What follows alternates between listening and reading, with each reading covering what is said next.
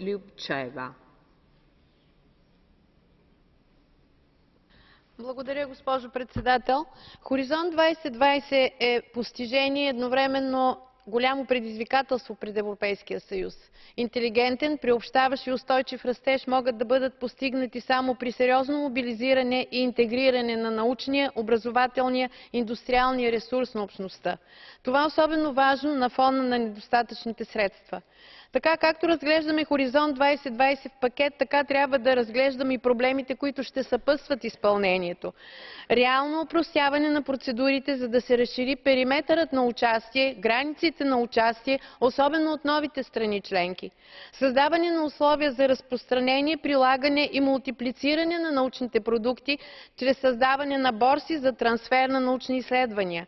Гарантиране на еднакво разбиране и правна защита за иновациите, което ще създаде равнопоставеност и ускоряване на прилагането им.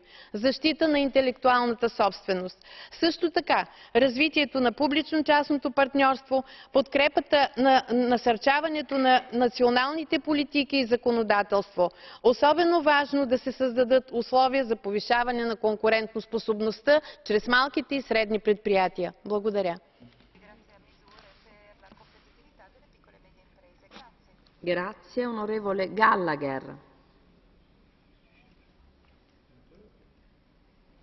President and Commissioners, it's extremely important to invest in research and innovation and scientific activities.